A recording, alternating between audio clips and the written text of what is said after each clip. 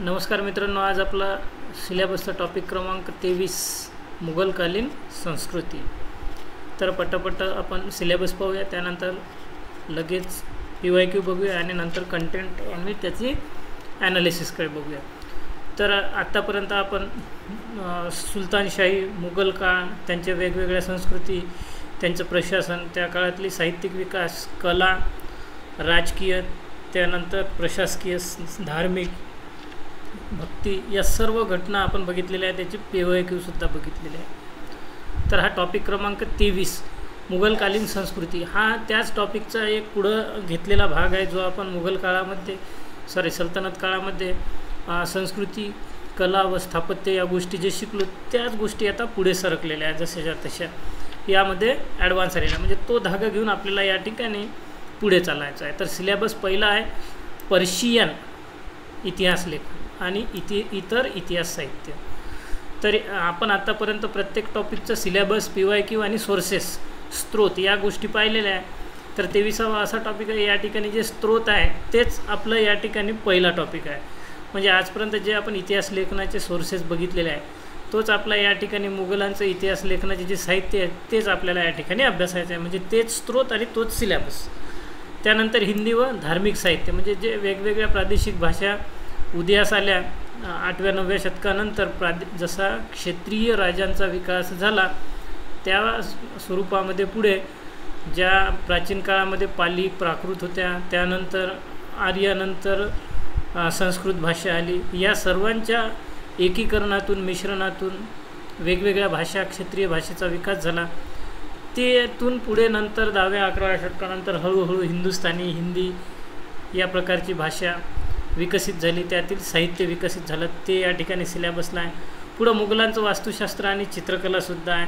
आपण एक गोष्ट लक्षात घ्यायला पाहिजे की चित्रकला हा टॉपिक सुलतानशाहीमध्ये नव्हता, कारण त्यांनी संभवतः कदाचित राजवाड्यातील चित्रकलेवर लक्ष दिलेले असावे, पण जे मोठ्या प्रमाणात दीर्घकालीन परिस्थितीत टिकून राहील, जसं अजंठा, वेरूळ, बाग या ठिकाणी चित्रकला आहे, त्या प्रकारच्या चित्रकलेवर पाहिजे त्या प्रमाणात राजाश्रय न मिळाल्याने त्यावेळी ती विकास पावलेली नाही. कदाचित पावली असेल विकास, पण नष्ट झालेली असेल. त्यामुळे मुघलांचे वास्तुशास्त्र आणि चित्रकला सेपरेट टॉपिक अभ्यासाला आहे, पण सुलतानशाहीतील फक्त वास्तुशास्त्र आपण अभ्यासलेलं आहे.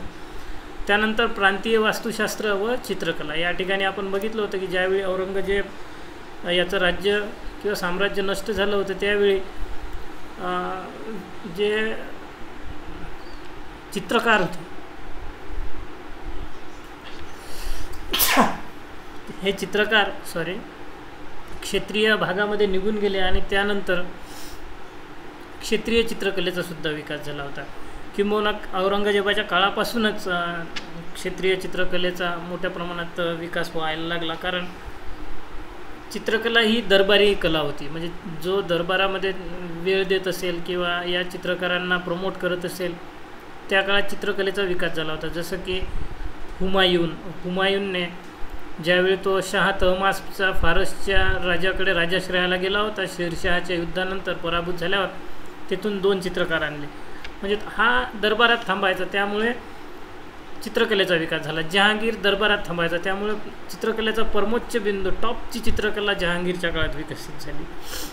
पण औरंगजेबाच्या बाबतीत तो औरंगजेब हा दरबारात कमी आणि युद्धामध्ये जास्त व्यस्त राहायचा. जसं दख्खनमध्ये, बंगालमध्ये, वायव्य भारतामध्ये वेगवेगळ्या ठिकाणी शिबिरामध्ये राहायचं, त्यामुळे त्याला दरबारात राहायला तितका वेळ नाही मिळायचा. मग यातून दरबारी चित्रकला हे औरंगजेबाच्या काळात विकास न पावता जे काही चित्रकार होते किंवा त्यांचे काही सहकारी होते, हे मग दरबार सोडून क्षेत्रीय राजाकडे राजाश्रयाला गेले आणि त्यातून क्षेत्रीय चित्रकलेचा विकास झाला होता. तर अशा प्रकारचा हा सिलेबस आहे. त्यानंतर शास्त्रीय संगीत, त्यानंतर विज्ञान व तंत्रज्ञान. तर विज्ञान व तंत्रज्ञानावर प्रश्न आलेले आहेत. त्यानंतर प्रांतीय वास्तुशास्त्र आणि मुघलांचे वास्तुशास्त्र यावर प्रश्न आलेले आहेत. शास्त्रीय संगीतावर तितके नाही आहेत. GS मध्ये मात्र शास्त्रीय संगीतावर प्रश्न येतात, हिंदुस्थानी संगीत आणि कर्नाटक संगीत. चला तर आता आपण बघूया PYQ. बाबर सुसंस्कृत होता हे तुजुकी बाबरीमधून कसे दिसते? पहिला स्त्रोत आपला तुजुकी बाबरी, ज्याला बाबरनामासुद्धा म्हटलं जात असते, जे त्यानं स्वतः लिहिलेलं आहे, तुर्की भाषेमध्ये लिहिलेलं आहे. मोजके साहित्य तुर्की भाषेतलं, त्यातलं हे बाबरनामा आहे, लक्षात ठेवायचं आहे. बाकी भरपूर साहित्य फारसीमध्ये आहे. अरबी आणि फारसी साहित्य विकासाचे तुलनात्मक विश्लेषण करायचं आहे. मुघल काळात साहित्याचा विकास कसा झाला ते लिहायचं. आता मुघल काळात सर्वच, मग तुर्की आलं, त्यात फारसी आलं, सर्व आलं. बाबरनामा, आता इथे बाबरनामा शब्द वापरलेला आहे, इथे तुजुकी बाबरी वापरलेला आहे. हा इतिहासाचा स्रोत होय, एसे लिहायचा आहे. मुघलांचा अधिकृत इतिहास व आत्मचरित्र यावर सुद्धा एसे लिहायचं आहे. आता आत्मचरित्र जसं जहांगीरनं लिहिलेलं आहे किंवा बाबरनं लिहिलेलं आहे, यातून काय काय माहिती मिळते त्याबद्दल आपल्याला लिहायचं आहे. शिक्षण व साहित्य विकासात मुघलांचं योगदान असं विचारलेलं आहे. पर्शियन व राजपूत परंपरेचे अवशेष लिहा. मुघल काळात चित्रकला, वास्तुकला व साहित्याचे संश्लेषण कसे झाले ते दाखवायचं आहे. थोडक्यात काय तर पर्शियन काळात जे पर्शियन साहित्य निर्मितीमध्ये राजपूत यांचं योगदान, चित्रकला, वास्तुकला यामध्ये मुघलांचं आणि प्लस भारतीय यांचं संश्लेषण, हे सर्व या ठिकाणी लिहायचं आहे. थोडक्यात कीवर्ड भरपूर आहे या ठिकाणी. राजपूत परंपरा, मुघलांची चित्रकला, वास्तुकला, साहित्य, 4-5 कीवर्ड असल्यामुळे आपल्याला या ठिकाणी चांगलं आणि मोठं उत्तर लिहिता येते. मुघल काळातील कला व स्थापत्याचा विकास व हिंदू घटकांचे मिश्रण. आता या ठिकाणी सुद्धा मोठ्या प्रमाणात आपल्याला कीवर्ड मिळतात. हिंदू घटकाचं मिश्रण, कला व स्थापत्याचा विकास, कला वेगळं, स्थापत्य वेगळं. त्यानंतर 16 ते 18व्या शतकात संमिश्र प्रकारची संस्कृती उदयास आली होती.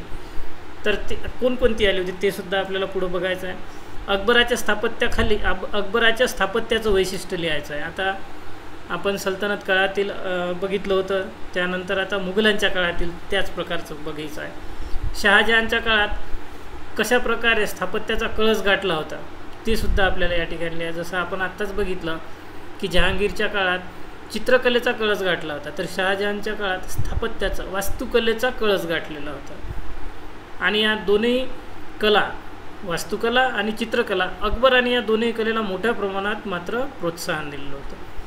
पण उत्कर्ष झाला होता चित्रकलेचा जहांगीरच्या काळात, तर वास्तुकलेचा शहाजहानच्या काळात. त्यानंतर मल्टिपल टाईम आलेला प्रश्न आहे, अकबरकालीन कथात्मक चित्रे जहांगीर काळात कळस गाठला होता, म्हणजे आत्ताच आपण बघितलेलं आहे, त्यावर एसे लिहायचं आहे, उदाहरणं द्यायचे.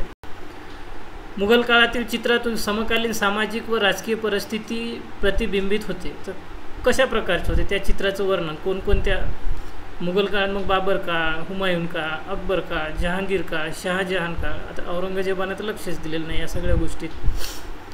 तर त्यानंतर सवाई जयसिंग हा एक खगोलशास्त्रज्ञ होता, काय काय काम केलं आहे त्यानं ते लिहायचं आहे. युरोपियन तंत्रज्ञानाला भारतीयांचा प्रतिसाद कसा होता ते आपल्याला या ठिकाणी सांगायचं. मुघल काळातील विज्ञान व तंत्रज्ञानाचा विकास हे लिहायचा आहे. आता आपला पहिलाच टॉपिक जो होता सिलेबसमधला, साहित्य, पर्शियन साहित्य, इतिहास लेखनाचे वेगवेगळे स्रोत, हा बघा या ठिकाणी पर्शियन साहित्य. तर पहिलं टॉपिक बघूया आपण, साहित्य. आता हेच आपले स्रोत आणि हेच या प्रश्नाचं उत्तर. तर बाबरनं लिहिलं होतं तुर्कीमध्ये तुजुकी बाबरी, म्हणजेच बाबरनामा हा आत्मचरित्र तुर्की भाषेत लिहिलेला आहे. जर आपण याचे उदाहरणं जर बघितले किंवा याची चित्र जर बघितले, तर आपण कॉपीराईटच्या अधिकारामुळे ते चित्र मला घेता नाही आले या ठिकाणी गुगलवरून, पण तुम्ही गुगलवर चेक करू शकता.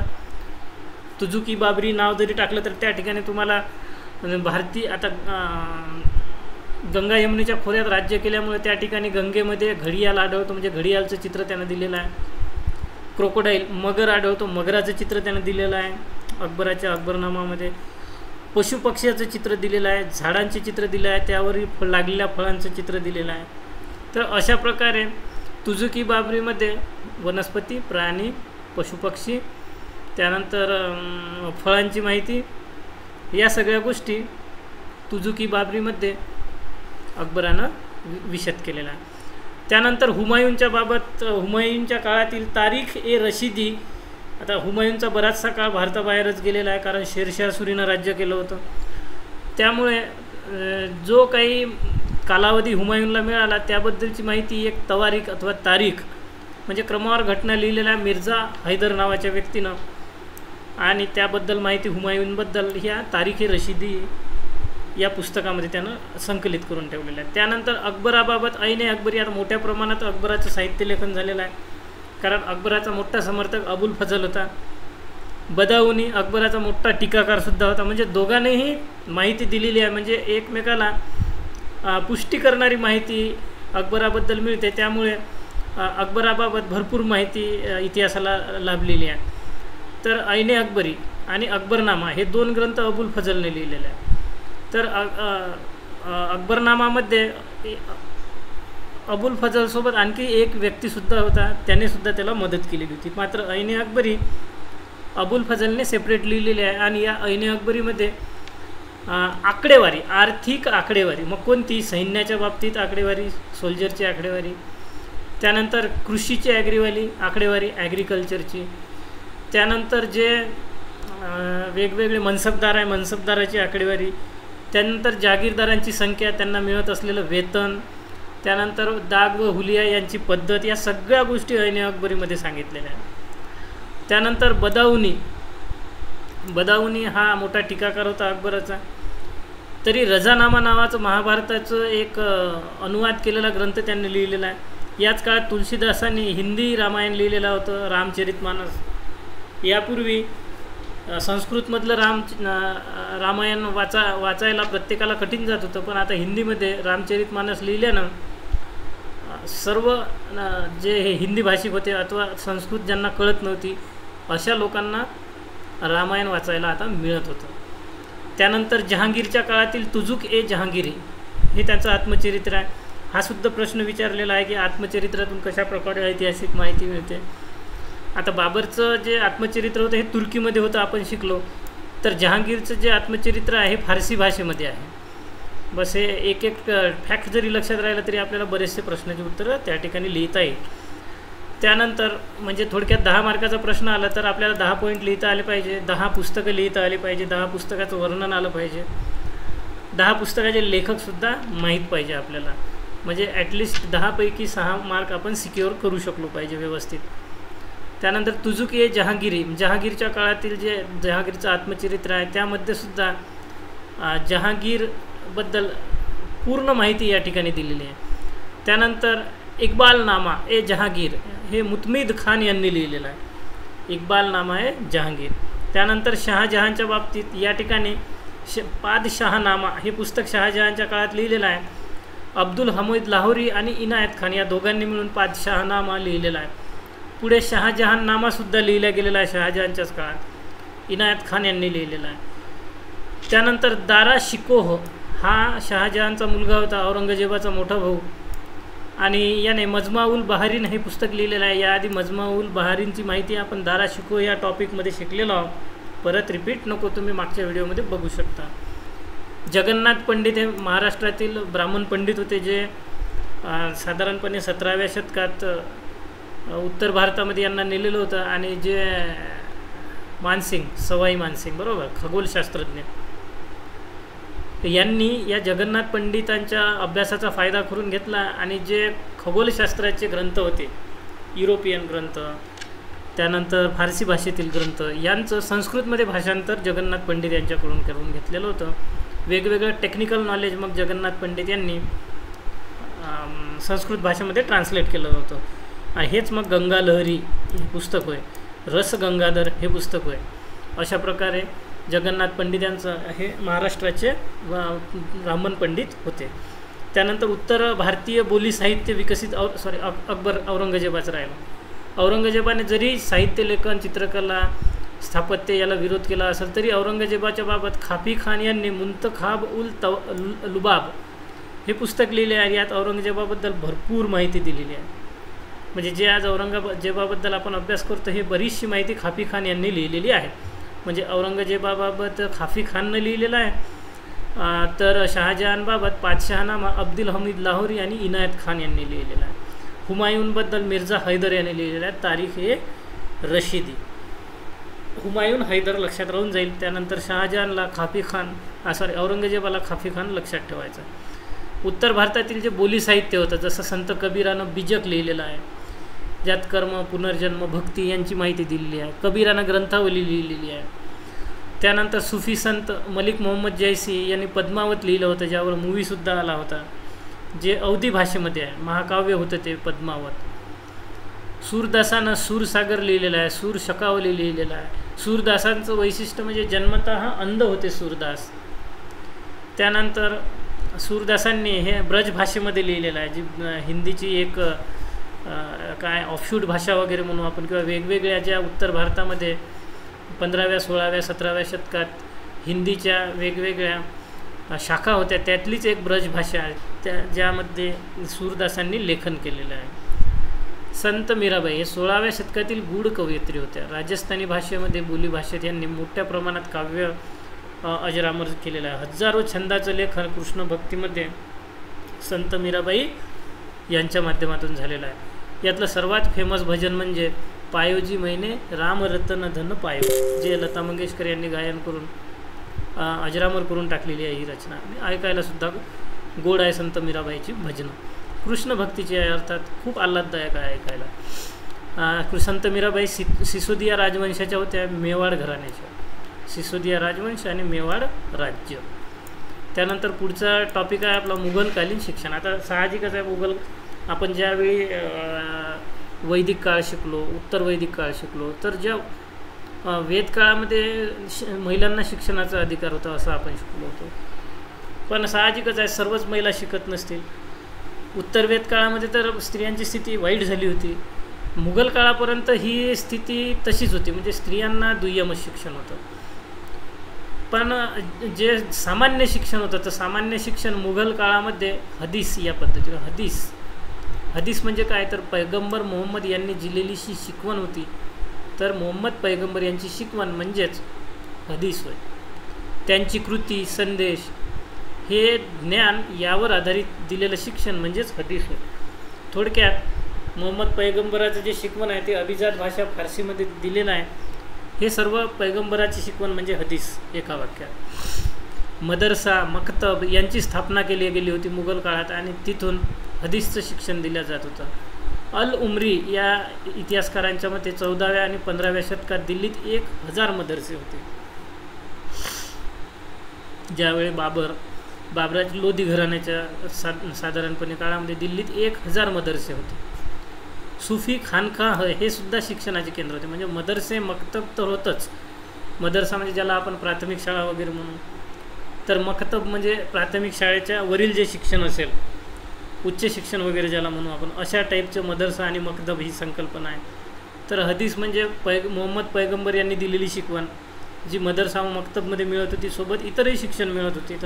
तर अल उमरी यांनी म्हटलं होतं की दिल्लीमध्ये 14व्या 15व्या शतकात जवळजवळ 1000 मदरसे होते. यासोबतच शिक्षणाचे केंद्र मदरसा आणि मक्तबशिवाय सुफी खानकाह होते. तर खानकाह म्हणजे काय, तर ज्या ठिकाणी सुफी संत राहतात असे आश्रम म्हणजे खानकाह, ज्याला आपण आश्रम वगैरे म्हणतो महाराजांचे. निजामुद्दीन औलिया यांचा खानकाह ज्ञान प्रसाराचे कार्य करत होते. तर निजामुद्दीन औलिया यांच्याबाबत असं सांगितलं जाते की दिल्लीच्या जनतेमध्ये प्रत्यक्ष मिसळणारे हे सुफी संत होते निजामुद्दीन औलिया. थेट लोकांना ज्ञानदान करायचे, लोकांमध्ये जाऊन त्यांना ज्ञानदान करायचे, त्यांना माहिती सांगायचं, त्यांच्यामध्ये जे काही धर्माबद्दल अज्ञान असेल ते दूर करण्याचं काम निजामुद्दीन औलिया करायचे. त्यानंतर फारसी, अरबी आणि संस्कृतची शिक्षण केंद्रसुद्धा मुघल काळामध्ये विकसित झाली होती, जसं की बनारसला संस्कृत केंद्र होते. आता साहजिक आहे, भारतामध्ये मोठ्या प्रमाणात हिंदू लोकसंख्या असल्यामुळे या ठिकाणी हिंदूंचे नियम चालत होते, आणि हे नियम शिकण्यासाठी बनारसचं संस्कृत हे शिक्षण केंद्र होतं, ज्या ठिकाणी मुघलांना हिंदूंचे नियम शिकायला मदत झाली. त्यामुळे बनारसच्या केंद्रालासुद्धा प्रोत्साहन दिलं गेलं होतं. याच काळामध्ये तसं तर 13व्या 14व्या शतकात कागद आला होता भारतात सुलतानशाहीमध्ये. त्यानंतर बुक बांधण्याची पद्धत, ज्याला बुक बाइंडिंग वगैरे म्हणतो, ही पद्धतसुद्धा आली होती. त्यामुळे मग ग्रंथाची एकाच ग्रंथाचे अनेक कॉपीज तयार झाल्या, अनेक मल्टिपल ग्रंथ तयार झाले, आणि त्यांचा एका ठिकाणाहून दुसऱ्या ठिकाणी नेणंसुद्धा सोयीचं झालं. प्राचीन ग्रंथाचे अनुवाद करण्यासाठी विविध भाषिक तज्ज्ञ अनुवादकसुद्धा त्यावेळी उपलब्ध होत होते, आणि युरोपियन ज्ञानाचं संमिश्रणसुद्धा या काळात मोठ्या प्रमाणात होत होतं. पुढे अकबराने धर्मनिरपेक्ष शिक्षण पद्धती सुरू केली, ज्या ठिकाणी सुरुवातीला सुन्नी जे मौलाना होते, जे धर्मगुरू होते, या धार्मिक तज्ज्ञ लोकांसाठी जे सभागृह बांधलं, त्या ठिकाणी वादच होत होते. त्यामुळे सुन्नीसोबत शिया लोकांनासुद्धा आमंत्रित केलं. सुन्नी शिया उलेमा धर्मगुरू एकत्र येऊन त्यासोबत इतर धर्मीयांना, झोरोस्ट्रियन आहे, हिंदू आहे, जैन आहे, यांनासुद्धा बोलावलं आणि यांच्यातून नवीन प्रकारची धर्मनिरपेक्ष चांगली तत्त्वे पुढे आणली. हेच आपण शिकलो होतो मागच्या टॉपिकमध्ये, ज्याला आपण काय म्हटलं होतं तर सुलह-ई-कुल म्हटलेलं होतं, जे शांततेचं धोरण सगळ्यासाठी. यातून नवीन जे धर्म तयार झाला होता त्याला आपण दीन-ए-इलाही म्हटलं होतं. तर अकबराचं धर्मनिरपेक्ष शिक्षण आणि चर्च यातून सुद्धा पुढे विकास झाला होता. शहाजहान दिल्ली उच्च शिक्षण मक्तब, सवाई जयसिंग हा खगोलतज्ञसुद्धा त्या काळात होऊन गेला. त्यानंतर क्षेत्रीय भाषेचा विकास. मध्ययुगात जवळजवळ 8 भारतीय भाषा विकास पावल्या होत्या. मराठी, गुजराती, पंजाबी, हिंदी, उडिया, बंगाली, उर्दू, आसामी. तर याची कारणं काय होते तर पहिलं कारण होतं भारतीय प्राकृत व आर्य मिश्रित अपभ्रंशातून विविध भाषेचा आकार त्यात मिळाला होता. हिंदू साम्राज्याचे विघटन झाल्याने क्षेत्रीय राज्य व त्यांच्या भाषा, साहित्य व संस्कृतीला प्रोत्साहन मिळाले होते. भक्तिपंथामुळे संस्कृतऐवजी क्षेत्रीय व स्थानिक भाषेत साहित्य निर्माण झाले आणि सामाजिक जागृती होत गेली. 2 संस्कृतीच्या परस्पर क्रियेतून उर्दू विकास झाला. उत्तर भारतामध्ये क्षेत्रीय प्रतिसादातून हिंदी, हिंदुस्थानी इत्यादी भाषेचा विकास होऊ लागला. जसं उदाहरणार्थ चांद बरदई यांनी पृथ्वीराज रासो हा ग्रंथ लिहिला होता. ब्रजभाषा त्यासाठी त्यांनी वापरली होती. ब्रजभाषा ही हिंदीचीच एक बोली होती. पुढे याच ब्रजभाषेमध्ये विकास पाहून किंवा तत्सम, तद्भव या शब्दाचा वापर करून हिंदी हळूहळू विकास पावली 10व्या शतकानंतर. पुढे 14 ते 17व्या शतकात जे निर्गुण आणि सगुण संत होते यांनी विपुल हिंदी साहित्य निर्माण केले होते. जसं निर्गुण संताबाबत आपण कबीर, नानक, दादू दयाल यांची माहिती आपण घेतली होती. उर्दू विकास. उर्दूचा भाषा व साहित्य विकास करण्यात मोठ्या प्रमाणात बहमनी सुलतानांनी योगदान दिलेलं आहे. 14व्या शतकात विजयनगर साम्राज्यासोबत दख्खनमध्ये बहमनी साम्राज्याचा सुद्धा विकास झालेला होता. त्या ठिकाणी हिंदुस्थानी आणि खडी बोली यांच्या संयोगातून उर्दू ही भाषा विकसित झाली होती, ज्यांच्या विकासामध्ये बिजापूर आणि गोलकोंडा दरबारांनी मोठं योगदान दिलेलं आहे. 16, 17 आणि 18व्या शतकात मोठ्या प्रमाणात काव्यलेखन झालं होतं. 14व्या शतकातील इतर भाषा कोणकोणत्या होत्या तर उडिया विकसित झाली होती, ज्यामध्ये सरलदास यांनी साहित्य निर्माण आणि भक्तीच्या माध्यमातून लोकांना जनजागृतीचं काम केलं होतं. बंगाली भाषेचा विकास झाला होता. वैष्णव काव्य निर्माण झालं होतं. चैतन्य महाप्रभू, चंडीदास यांनी बंगाली भाषा साहित्यामध्ये, भाषा विकासामध्ये मोठं योगदान दिलं होतं. पुढे याच समकाळामध्ये 14व्या शतकामध्ये आसामी भाषेचा हळूहळू विकास होत होता, ज्यामध्ये शंकरदेव आणि अहोम साम्राज्यातील काही संतांनी मोठ्या प्रमाणात योगदान दिलं होतं. दरम्यानच्याच काळात काही 12व्या शतकाच्या दरम्यान गुजरात यामध्ये नरसिंह मेहता यांनी लघुरचना आणि भक्ती साहित्याच्या माध्यमातून गुजराती भाषा विकसित करण्यास प्रोत्साहन दिलं होतं. मराठी भाषेच्या बाबतीत विचार केल्यास आपण 875 इसवी सनामध्ये सातवाहनांनी महाराष्ट्री प्राकृत भाषा यामध्ये लेखन करणं चालू केलं होतं आणि इसवी सन 983च्या दरम्यान श्री चामुंडेराय करविले असा एक लेख सापडतो आपल्याला श्रवण-बेळगोळ या ठिकाणी आणि हे वाक्य मराठीतीलच आहे, श्री चामुंडेराय करविले. त्यामुळे महाराष्ट्री प्राकृत भाषेतून हळूहळू पुढे मराठी भाषा विकसित झाली असं आपण म्हणू शकतो. यानंतर पुढचा टॉपिक आहे आपला मुघल स्थापत्य. तर मुघल स्थापत्याचा जो प्रारंभ आहे तो भारतात साधारणपणे 13व्या शतकात झाला होता. तर हा सुलतानशाहीचा काळ होता, पण त्यावेळी जी नवीन स्थापत्य शैलीची पायाभरणी झाली होती यात कमान होतं. पहिली गोष्ट कमान, ज्याला आपण काय म्हणतो तर आर्क किंवा हिंदीमध्ये मेहराब शैली ज्याला म्हणतो, कमान बनवण्याची शैली. त्यानंतर डोम, घुमट. त्यानंतर या डोमला, आर्कला प्रवेशद्वार, एंट्रन्स अशा प्रकारची ही एक शैली होती आणि यांचा समावेश होता.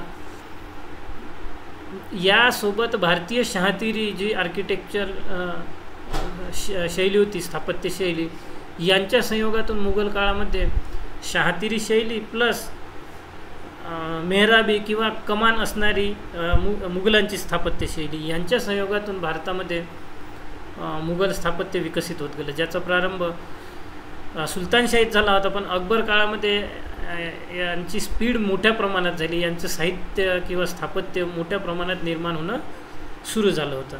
मग अकबराच्या काळात जे स्थापत्य निर्माण झालं, या स्थापत्याचं प्रमाण इतकं जास्त होतं की या काळाला क्लासिकल युग म्हटलं जाते स्थापत्याच्या बाबतीत. अकबराच्या काळात 2 प्रकारच्या स्थापत्य परंपरा अकबराच्या काळात आपल्याला दिसून येतात. एक म्हणजे इराणी परंपरा आणि दुसरी म्हणजे भारतीय परंपरा.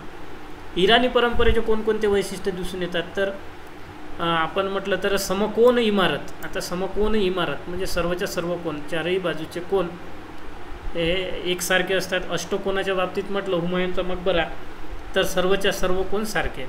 यांचा चबुतरा जो बेस आहे तो बेससुद्धा उंच या ठिकाणी होता. त्यानंतर याचं उदाहरण जर घेतलं तर हुमायूनचा मकबरा आत्ताच आपण बघितलं. हुमायूनचा मकबरा बांधला कोणा तर त्याची जी विधवा बेगम होती, हाजी विधवा बेगम यांनी बांधलेलं होतं. हे पहिलं मोठं होतं इस्लामी स्थापत्याच्या बाबतीत. आणि लाल वालू काश्माचा यामध्ये वापर केलेला होता. आकर्षक घुमट आहे यांचा आणि दुहेरी घुमटामध्ये बांधकाम झालेलं आहे. याचा प्रारंभिक टप्पा जर घेतला आपण तर सिकंदर लोधीचा जो कबर आहे किंवा मकबरा आहे किंवा ज्याला थडगे म्हणतो आपण, ते याचं प्रारंभिक उदाहरण दिसते. पण तो पहिल्या टप्प्यामध्ये आहे, तितकं विकसित नाही आहे. पण हुमायूनचा जर मकबरा आपण घेतला तर तो जास्त विकसित आहे. इमारतीच्या आतील जर खोल्या आपण बघितल्या या हुमायूनच्या मकबऱ्या तर ह्या गॅलरीनं जोडलेल्या आहे. म्हणजे एका बाजूला इकडे रूम आणि समोर अशी एक गॅलरी टाकून आणि सर्व रूम्स त्या गॅलरीला जोडलेला आहे. जी आता हॉटेलमध्ये वगैरे सिस्टीम दिसते ती साधारणपणे 16व्या-17व्या शतकात हुमायूनच्या मकबऱ्यामध्ये सुद्धा आपल्याला दिसून येते. इमारतीच्या आतील खोल्या या गॅलरीने सुद्धा जोडलेल्या होत्या. संपूर्ण इमारत हे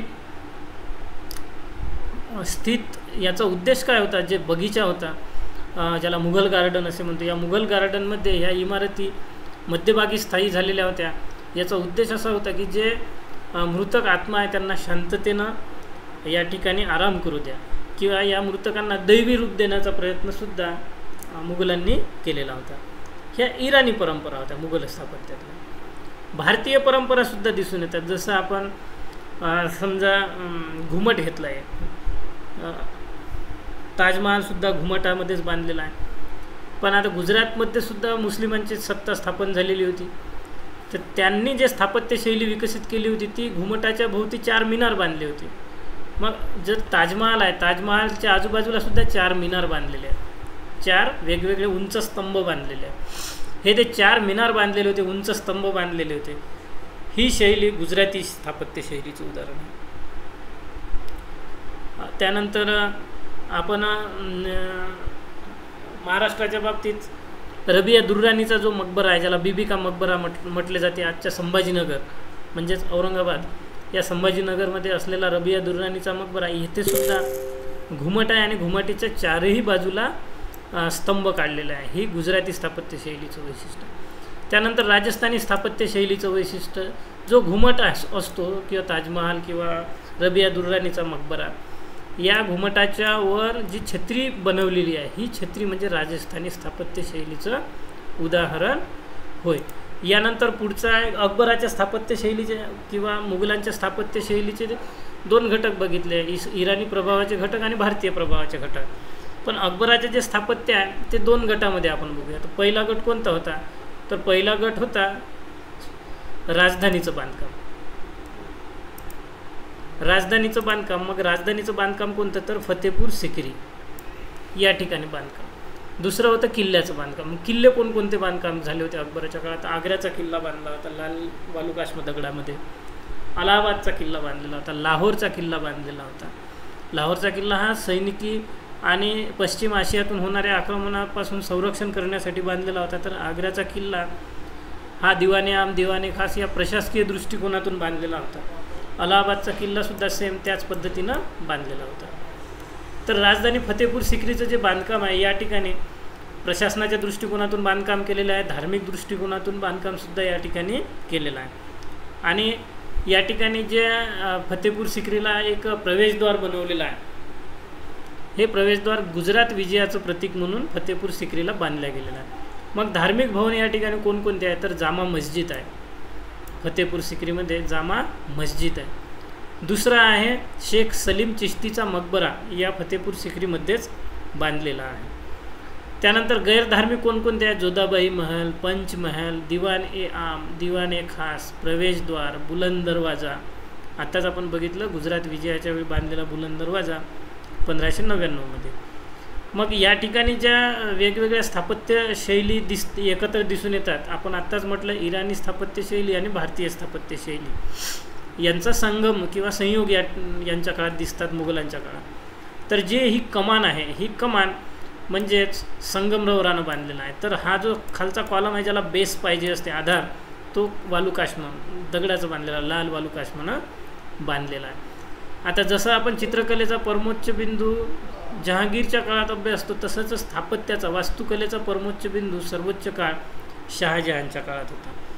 अकबराने मोठ्या प्रमाणात बांधकामं केली पण जी बांधकामामधली कोमलता आहे ती शहाजहानच्या काळात दिसून येते. अकबराच्या काळात जी भव्य दिव्य बांधकामं झाले, किल्ले बांधले गेले, फतेपूर सिक्रीचं विस्तीर्ण बांधकाम झालं, वेगवेगळे महाल बांधले गेले, दिवाने आम, दिवाने खास, प्रवेशद्वार, त्यानंतर मकबरा, असं भरपूर बांधकाम अकबराच्या काळात झालं. भव्य दिव्य बांधकाम झाले.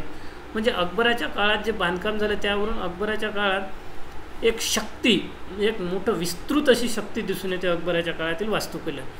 मात्र शहाजहाननं जे बांधकाम केलं या बांधकामामध्ये स्थापत्याची सर्व वैशिष्ट्ये दिसून येतात. जसं ताजमहालमध्ये एक स्त्रीत्व दिसून येते, कोमलता दिसून येते या शहाजहानच्या वास्तुकलेमध्ये. त्यानंतर पित्रादुराची एक कला शहाजहाननं त्यांच्या स्थापत्यामध्ये एकत्र करून आणली होती. जर तुम्ही या ठिकाणी बघितलं तर ही एक प्रकारची पित्रादुराचे चित्र काढण्याचा मी प्रयत्न केला होता ज्यामध्ये दगडावर संगमरवरावर किंवा वालुकाष्मावर लाल दगडावर जे कोरीव काम केलेलं आहे त्या कोरीव कामाला सजावट करण्यासाठी फुलांचा वापर, रत्नाचा वापर, मौल्यवान वस्तू खड्यांचा वापर करून त्या स्थापत्याला वास्तूला रंगवल्या जाते किंवा सजावट केली जाते. मग ह्या भिंती सजावटीसाठी जहांगीरने पित्रादुरा ही पद्धत वापरली होती. त्यानंतर शहाजहानने सुद्धा वापरली होती. चित्रकलेच्या संकल्पनेतूनच ही सुचलेलं असावे असे काही इतिहासकारसुद्धा हे मानत असतात. मग ताजमहालनं स्थापत्याची सर्व वैशिष्ट्ये ताजमहालच्या बांधकामात दिसून येतात. जसं की पित्रादुरा आहे. आता आपल्याला माहीतच आहे की ताजमहाल हे 4 भाग शैलीमध्ये बांधलेलं होतं. 4 भाग म्हणजे ज्या ठिकाणी बगीचे आहे चारही बाजूने आणि मध्ये बांधकाम आहे. पाणीसुद्धा या ठिकाणी पुरवठा रेग्युलर होतो यमुना नदीचा. सुलेखनसुद्धा या ठिकाणी कॅलिग्राफी ज्याला म्हणतो आपण तीसुद्धा अशा ताजमहालमध्ये आढळून येतात. त्यानंतर वेगवेगळे भूमितीय आकार या स्थापत्यामध्ये शहाजहानच्या दिसून येतात. कोमलता आणि जाळीचं काम अतिशय बारकाईचं नक्षीदार काम या ताजमहालमध्ये आढळून येतात. ताजमहालला जवळून निरीक्षण केलात अतिशय आल्हाददायक आणि आनंददायी ते काम आपल्याला वाटते. सेम याची कॉपी रबिया दुर्राणीचा मकबरा संभाजीनगर येथे बांधण्याचा प्रयत्न केला पण ते जसंच्या तसं शक्य होऊ झालं नाही. समजा ते शक्य झालं नाही जसंच्या तसं बांधकाम करणं. यानंतर पुढचं आहे स्थापत्यामध्ये जे समन्वय झाला होता ते वास्तुकलेच्या स्थापत्यात समन्वय कशा प्रकारे दिसून येतो यावर प्रश्न आहे. म्हणजे भारतीय स्थापत्य किंवा वास्तुकला आणि मुघलांची जी स्थापत्य वास्तुकला आहे यांच्यामध्ये समन्वय आणि संतुलन आपल्याला कसं दिसतं. तर अकबरानं किल्ले बांधले. आत्ताच आपण बघितलं लाहोर, अलाहाबाद, त्यानंतर आग्रा. त्यानंतर फतेपूर सिक्रीला राजधानीची निर्मिती केली, बांधकाम केलं. भारतीय शहातिरी शैली ज्यामध्ये उभे कॉलम, त्यानंतर स्वस्तिक, प्राण्यांची चित्र, पक्ष्यांचे चित्र इत्यादीचा वापर होता. तर इराणी शैली ज्यामध्ये कोमलता होती, त्यानंतर कमान होती, यांचं संमिश्रण एकत्र करून अकबराच्या काळात बांधकाम केलेलं आहे. आपण आत्ताच बघितलं होतं जोधाबाईचा महल, बीरबहालचा महल, पंचमहाल.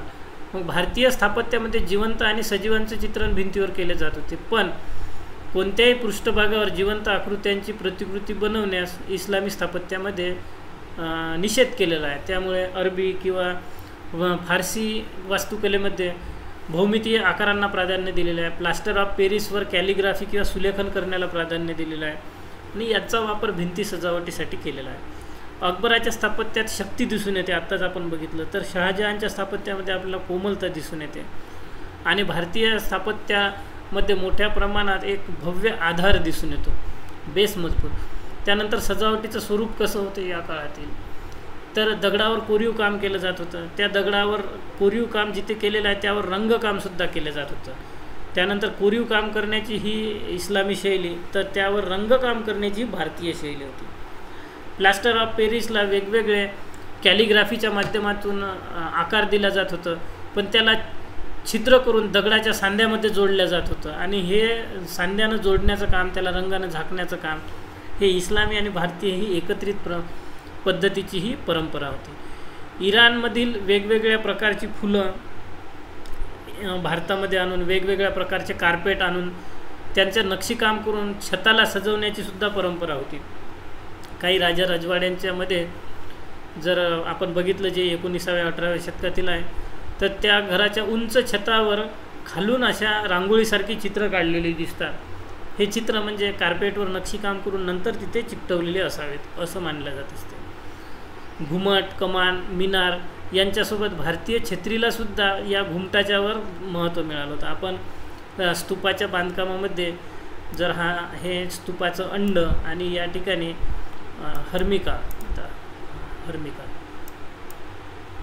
ही हर्मिका समजा, कुठे गेली रे हर्मिका, ही हर्मिका, आणि या ठिकाणी आपण एक छत्री काढली. तर या प्रकारचे सगळ्यात वर जी छत्री काढण्याची पद्धत आहे ही डोमच्या वर किंवा घुमटाच्या वर. घुमट हा इस्लामी स्थापत्याचं वैशिष्ट्य. तर याच्यावरील जी छत्री आहे ती परंपरेनं भारतात स्तूपावर सुद्धा बांधकाम केलं जात होतं. तर अशा प्रकारची संयुक्त रचना मुघलांच्या स्थापत्यामध्ये आपल्याला दिसून येते. त्यानंतर मग कोणकोणत्या इमारती मुस्लिम काळामध्ये बांधल्या गेल्या, तर कबर किंवा मकबरा, ज्याला आपण थडगे वगैरे म्हणतो, ते बांधकाम केलेलं आहे. समाधी, मशीद बांधल्या गेलेली आहे. खानका, सुफी आश्रम बांधला गेलेला आहे, जसं अजमेरचा दर्गा बांधलेला आहे, दिल्लीमधील दर्गा बांधलेला आहे. प्रवेशद्वार बांधलेला आहे फतेपूर सिक्रीचा. त्यानंतर बाग बांधलेले आहे, बगीचा, ज्याला मुघल गार्डन म्हटलं जात असते. लाहोरचं शालिमार गार्डन फेमस आहे. बाजार बांधलेले आहेत. त्यानंतर इंडो इस्लामिक वास्तुकलेचं जे समन्वय आहे ते आपल्याला कुठं दिसून येते, तर भारतीय आणि इस्लामिक वास्तुकलेचं समन्वय आपल्याला दिल्ली सल्तनत काळामध्ये दिसून येते, जी त्यावेळेसच्या बांधकामामध्ये. प्रांतीय शैलीमध्ये सुद्धा दिसून येते. कोणकोणती प्रांतीय शैली आहे, तर एमपीची मांडूची 15व्या शतकातील प्रांतीय शैली आहे, गुजरातमधील शैली आहे, बंगालमधील शैली आहे, जौनपूरची शैली आहे. अर्थात हे सर्वच्या सर्व चारही मुस्लिम सत्ता होत्या, ज्यामध्ये ते स्वतःही मुस्लिम सत्तेचे नेतृत्व करत होते आणि इस्लामिक सत्ता विदेशी त्यांचंसुद्धा या ठिकाणी प्रभाव दिसून येतो. मुघल शैलीमध्ये सुद्धा इंडो आणि इस्लामिक वास्तुकलेचा समन्वय दिसून येतो, जसं आग्रा, त्यानंतर फतेपूर सिक्री, लाहोर, दिल्ली या ठिकाणी. दख्खनमध्ये आपण आत्ता शिकलो ना, गोलकोंडा आणि विजापूर या ठिकाणी शिया पंथीयांच्या सत्ता होत्या. या ठिकाणी मोठ्या प्रमाणात हिंदू आणि इस्लामी स्थापत्य एकत्रित आलेलं दिसतं. पुढे मुघलांच्या काळामध्ये सायन्स अँड टेक्नॉलॉजीचं काय योगदान होतं, तर याच्या आधी आपण शिकलो आहे की अकबराने एक बंदूक डिझाईन केली होती, बंदूक बनवली होती, जी एकदाच 17 गोळ्या झाडू शकत होती. 17 गोळ्या मारणारी एक बंदूक प्रमोट करण्यात अकबराचं योगदान होतं. दुसरं एक त्याचं योगदान होतं की आपण म्हटलं होतं की जी बैलगाडी आहे, बैलगाडीचे चाक फिरल्यानंतर जे त्यातले चाक फिरलेले आहे, या ठिकाणी एक जातं बसून चक्कीसारखं धान्य दळण्याचं काम करत होतं. म्हणजे बैलगाडी तर चालायची, पण बैलगाडी चालता चालता धान्याचं पीठसुद्धा या ठिकाणी तयार होत होतं. तर अशा प्रकारचं योगदान आपल्याला दिसून येतं. तर बर्नियरनं असं म्हटलं आहे की मुघल अमीर आगा खान हा एक मुघल अमीर होता. याला विल्यम हार्वेप्रमाणे रक्तसंचारण ही संकल्पना माहीत होती. म्हणजे विल्यम हार्वेनं आपल्याला माहिती आहे की रक्ताच्या बाबतीत संशोधन केलं होतं, त्यानंतर ब्लड प्रेशरच्या बाबतीत त्यानं काम केलेलं होतं. तर अशाच प्रकारची संकल्पना आगा खानलासुद्धा माहिती होती असं बर्नियरनं म्हटलेलं आहे. तर अबुल फजल काय म्हणतो, तर युरोपीय आणि अमेरिकी तंत्राची माहिती अबुल फजलला माहिती होती आणि अबुल फजलने या अमेरिकी तंत्राला आलम ए नो असं म्हटलेलं होतं. त्यानंतर मीर फातुल्ला शिराजी हा एक विज्ञान चिंतक होता मुघल काळातील. अबुल फजल या मीर फातुल्ला शिराजीची इतकी प्रशंसा करतो की त्याला म्हणतात की ज्या ठिकाणी पारंपरिक ज्ञान संपते, वेगवेगळ्या क्लुप्त्या आयडिया संपते, त्या ठिकाणी या मीर शिराजीचं ज्ञान चालू होते. त्यामुळे त्याला तांत्रिक ज्ञानाच्या बाबतीत संकल्पना सोडवणं कठीण जात नाही. मोठ्या प्रमाणात त्याचं योगदान आहे. तर अकबराने स्वतः कार्पेट विणण्याच्या कलेला प्रोत्साहन दिलं होतं. आग्रा, लाहोर, फतेपूर सिक्री, दिल्ली, वारंगल या ठिकाणी कार्पेट बनवण्याचे केंद्र विकसित झाले होते, हे आपण याआधी बघितलेलं आहे. त्यानंतर इटालियन रेशीम कलेचा या ठिकाणी विकास झाला होता 17व्या शतकात. त्यानंतर युद्धकलेच्या बाबतीत विकास झाला होता. बाबरनं मोठ्या आवाजाच्या तोफा भारतामध्ये आणल्या होत्या आणि असं म्हटले जाते की लोदीचे युद्ध मैदानावरील जे हत्ती आहे या बाबरच्या तोफाच्या आवाजात ऐकूनच विस्कळीत झाले आणि इतके पळत सुटले की लोदीचे सैन्य या हत्तीने तुडवून मारले आणि बाबर विजयी झाला. बाबरने बंदुकांचा सुद्धा वापर केलेला होता. थोडक्यात मुघलांनी मोठ्या आवाजाच्या तोफा, बंदुका भारतामध्ये प्रथमच वापरायला सुरुवात केली होती. बंदुका, व्हील लॉक, लिंट लॉक यांचं तंत्र मुघलांनी युरोपियनाकडून शिकलं होतं, जे युद्धामध्ये वापरलं जात होतं. युरोपियनाकडून मुघलांनी जहाज बांधणीचं तंत्र शिकलं. त्यानंतर खूप लांबचा प्रवास असल्यात मोठ्या जहाजामध्ये समुद्राचं पाणी जमा व्हायचं. हे पाणी चेन पंपाद्वारे बाहेर फेकण्याचं काम त्या चेन पंपाद्वारे केला जातो. हे चेन पंपसुद्धा त्यांनी पुढे डेव्हलप केलं होतं. आता मुघल काळातील चित्रकला आपण थोड्या वेळाआधीच बघितलं आहे की सुलतानशाहीच्या काळात चित्रकला ही विकास पावलेली नव्हती. कदाचित असावी, पण त्याचे तितकेसे पुरावे मिळत नाही. पण अकबराच्या काळामध्ये या चित्रकलेला मोठ्या प्रमाणात स्वरूप मिळालं. हुमायूनने सुद्धा ज्यावेळी तो शाह तहमासच्या आश्रयाला गेला होता त्या ठिकाणाहून त्याने चित्रकार आणले होते. तर तैमुरी शासकीय चित्रकलेचे आश्रयदाते होते असं आपल्याला म्हणता येते. पुढे मुघलांवरसुद्धा या तैमुरी शासकांच्या चित्रकलेच्या प्रेमाचा प्रभाव दिसून येतो. मग 12व्या शतकात ताडाच्या पानावर चित्रकला बनवल्या जात होती. ती ताडाची पानं आता काळाच्या ओघात नष्ट झालेली आहे. पण जी जैन हस्तलिखिते आहे, अजंता व बाग येथील भित्तिचित्रे आहे, ही सुरक्षित आहे. त्यामुळे तो आपला एक समृद्ध वारसा झालेला आहे. मुघलांच्या चित्राचे जर विषय आपण घेतो म्हटलं तर मुघलांच्या चित्रामध्ये दरबारी जीवन आहे, लढाई आहे, घोडदौड आहे आणि नैसर्गिक चित्र आहे. यांच्याद्वारे चित्रांकन मुघलांनी केलेलं आहे. हुमायूनच्या काळातील चित्रकला कोणती होती तर हुमायून फारसमध्ये ज्यावेळी आश्रयाला गेला होता शाह तहमासच्या राजदरबारात, तर तेथून त्याने मीर सय्यद अली आणि ख्वाजा अब्दुस्समद हे 2 चित्रकार आणले. पुढे दास्ताने अमीर हमजा या पुस्तकामध्ये अमीर हमजा याच्या कार्याचं चित्रण, मोहम्मद पैगंबराच्या संबंधित हा व्यक्ती होता अमीर हमजा, यांच्या कार्याविषयी मोठ्या प्रमाणात चित्रण अब्दुस्समद आणि मीर सय्यद अली यानं केलेलं आहे. हे पुस्तक म्हणजेच दास्ताने अमीर हमजा आहे. त्यानंतर तानसेन ज्यावेळी मुघल दरबारात आला तर भारत आणि मुघल या दोघांच्या चित्रकलेचं मिश्रण दिसून येतं. त्यानंतर 2 चित्रकार हुमायूनच्या काळातील आपल्याला लक्षात ठेवायचे, मीर सय्यद अली आणि ख्वाजा अब्दुस्समद. अकबरच्या काळामध्ये तर भरपूर चित्रकार आहेत, म्हणजे 4 विदेशी आणि 13 भारतीय चित्रकार होते असे अबुल फजलनं म्हटलेलं आहे. तर आपण 4 विदेशी जे होते त्यातले काही महत्त्वाचे लक्षात ठेवू आणि भारतीय काही लक्षात ठेवू. तर भारतीय होते जसवंत, बसावन, दशावन, हरिवंश आणि केसू. तर असंही म्हटलेलं आहे अबुल फजलने की हे जे चित्रकार होते भारतीय हे कनिष्ठ जातीय होते, म्हणजे जे कारागीर, शिल्पकार, चित्रकार यांना भारतीय समाजात कनिष्ठ दर्जा मिळालेला होता. त्यानंतर फारूक, खुसरो आणि जमशेद हे विदेशी चित्रकार अकबराच्या दरबारात होते. चित्राचे विषय अकबराच्या काळातील होते फारसी कथा. आता अनुवादक हा विभागच अकबराने स्थापन केलेला होता. तर महाभारताचं अनुवाद नक्कीच झालेलं असेल, ज्याला बदायुनीने सुद्धा अनुवाद विभागामध्ये काम केलेलं होतं. तर या महाभारताचं अनुवादसुद्धा या काळात झाला होता अकबराच्या काळात. त्यानंतर अकबरनामासाठी चित्रांकनसुद्धा केलं जात होतं, जसवंत, बसावन, दशावन यांनी केलं होतं. म्हणजे हुमायूनच्या काळात 2 चित्रकार आणि दरबारी चित्र काढल्या जात होतं. त्यानंतर आणि हमजानामा समजा धार्मिक चित्र.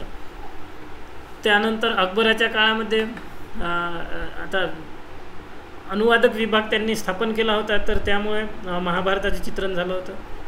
आता भारतीय धर्माच्या बाबतीत चित्रण झालं म्हणजेच फारसी धर्म, फारसी कथेचं सुद्धा चित्रण झालं. अकबरनामासाठी सुद्धा चित्र काढलं गेलेलं आहे. जहागीरच्या काळात चित्रकलेचा तर उत्कर्ष झाला होता, सर्वोच्च स्तरावर पोहोचलेली होती. कारण जहागीर स्वतः चित्राचा पारखी होता. त्याने उस्ताद मंसूर, अब्दुल, गोवर्धन, बिशनदास, मनोहर असे हिंदू चित्रकार त्याच्या राजाश्रय आला होता. त्यांच्या चित्राचे विषय होते निसर्गचित्रे. आता निसर्गचित्र आधी पण काढल्या जायचे. शिकार, युद्ध, दरबारी चित्र, पशुचित्र. आता दरबारी चित्र साधारणपणे जहागीरच्या काळात मोठ्या प्रमाणात प्रचलित झालेली आहे. याआधी आपण हे वाचलेलं नाही आहे. फक्त हुमायूनच्या काळात दरबारी चित्र होतं. त्यानंतर अकबराच्या काळात मात्र धर्म, महाभारत, अकबरनामा, फारसी कथा अशी होती. तर शिकार, युद्ध, दरबारी चित्र, पशुपक्षी इत्यादीचे चित्र जहागीरच्या काळात विकसित पावले होते. तर मुघलकालीन जे चित्र आहे त्यांची वैशिष्ट्य काय होती? तर पहिलं वैशिष्ट्य म्हणजे परंपरेनं मुघलांच्या आधी किंवा इस्लामी सत्तेच्या आधी पांडुलिपी चित्रकला होती. ती आता नष्ट झाली होती आणि त्याची जागेवर आता पोर्ट्रेट चित्रकला होती. पोर्ट्रेट चित्रकला म्हणजे काय? तर व्यक्तीचं चित्र काढलं जायचं, प्राण्याचं काढलं जायचं, समूहाचं काढलं जायचं, एखाद्या प्रसंगाचं चित्रण काढलं जायचं, दरबाराचं चित्र काढलं जायचं, शिकार करतानाचं चित्र. ही जी एक थीम आधारित चित्रकला होती याला पोर्ट्रेट चित्रकला म्हणतो. पण पांडुलिपी आधीच्या काळामध्ये होती, जशी आपण अजंठाची चित्रकला किंवा जे MP मधील गुफाचित्रे आहे, शैलचित्रे आहे, अशा प्रकारची चित्रे. पुढे चित्रकलेमध्ये सम्राटास दैवी राजत्वसुद्धा दाखवलं गेलेलं आहे. युरोपियन चित्रकलेतसुद्धा असे दिसून येते. उस्ताद मंसूर हा निसर्गचित्राचा तज्ज्ञसुद्धा होता. जसं आपण स्थापत्यामध्ये इराणी प्रभाव बघितला तसाच चित्रकलेतसुद्धा इराणी प्रभाव दिसून येतो. तर भारतीय प्रभाव कोणकोणता होता ते पाहूया आधी आपण. तर भारतीय प्रभाव गडद लाल रंग आणि नीलमणी रंग. नीलमणी रंग म्हणजे कोणता? तर आता भारतीय उष्णकटिबंधीय प्रदेश आहे, त्यामुळे या ठिकाणी निरभ्र आकाश पाहिजे आपल्याला दाखवायचा आहे. तर निरभ्र आकाश दाखवण्यासाठी मग निळा आणि हिरवा रंग एकत्र करून जो रंग तयार केला, ज्याचे शेड्स तयार केले गेले, नीलमणी रंग होता तो. भारतीय उष्णकटिबंधीय वातावरणात निरभ्र आकाश, उज्ज्वल आकाश, प्रभावी आकाश असे दाखवण्यासाठी, ताजेपणा आणण्यासाठी नीलमणी रंग बनवला गेला होता. यासाठी तांबे आणि ॲल्युमिनियमचा हायड्रस फॉस्फेट याचा वापर करून हे रंग तयार केले गेले होते. त्यामुळे कपडे, दागिने, त्यानंतर पाणी, भिंतीवरचे चित्र इत्यादीचे चित्र काढण्यास याने मदत झालेली आहे.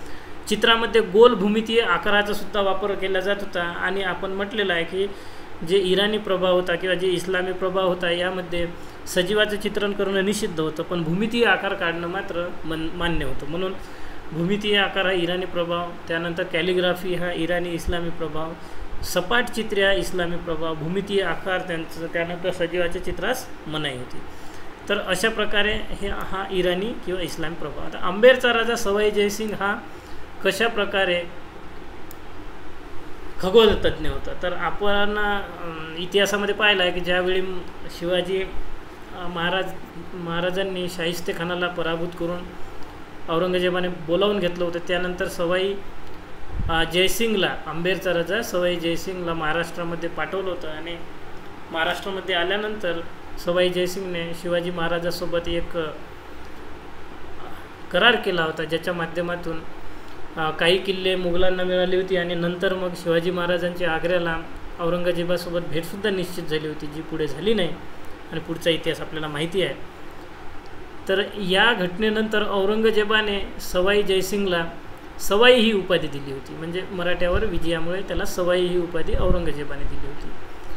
ब्रिटिश, पोर्तुगीज, तुर्की इत्यादी ग्रंथ अंबेरचा राजा सवाई जयसिंग याने भारतात बोलावली होती. जसं की ब्रिटिशांचा हिस्टोरिका ब्रिटानिका आहे, त्यानंतर पोर्तुगीजांचा टॅबुले ॲस्ट्रोनॉमिका आहे, जीज उलुग बेगी हा तुर्की ग्रंथ आहे, टॉलेमीचा अल्माजेस्टा आहे, युनानचा टॉलेमी. या ग्रंथांना भारतामध्ये बोलावून घेतलं. जे मराठी संस्कृत पंडित होते जगन्नाथ यांच्या मदतीने काही ग्रंथाचा संस्कृतमध्ये अनुवादसुद्धा करून घेतला. अवकाश, ग्रह, उपग्रह, सावली, त्यानंतर ग्रहणे पिंडांचे निरीक्षण हे सर्व समजण्यासाठी युरोपमधून एक टेलिस्कोप, एक दुर्बीनसुद्धा सवाई जयसिंगने आयात केली होती आणि वेगवेगळ्या नोंदी डायरीमध्ये, रजिस्टरमध्ये नोंद करून ठेवायचा जयसिंग. त्यानंतर जीज-ए मोहम्मदशाही. मग या सर्व घडामोडींचा अभ्यास केल्यानंतर जयसिंगने एक ग्रंथ लिहिला, जीज-ए मोहम्मदशाही, आणि हा ग्रंथ मुघल बादशाह मोहम्मद शहाला समर्पित केला होता. 5 वेधशाळाची स्थापनासुद्धा जयसिंग यांनी केली होती, ज्या ठिकाणी विविध भौगोलिक घटनांचा वेळेनुसार निरीक्षण केलं जात होतं, ज्यामध्ये दिल्ली, जयपूर, वाराणसी, उज्जैन, मथुरा या ठिकाणी वेगवेगळ्या वेधशाळेचे बांधकामसुद्धा केले होते. मग अशा प्रकारे पश्चिम देश प्रगती करत राहिले होते. पण ज्यावेळी मुघलांची सत्ता ब्रिटिशांच्या ताब्यात गेली, त्या जयसिंगनंतर मात्र भारतामध्ये हे टेक्निकल काम थांबून गेलं आणि या ठिकाणी हे काम भारताच्या बाबतीत थांबलं, तर युरोपमध्ये मात्र यावर काम सुरूच होतं. तर हे PYQ तुम्हाला नक्की आवडले असेल तर लाईक, कमेंट आणि शेअर करा. धन्यवाद.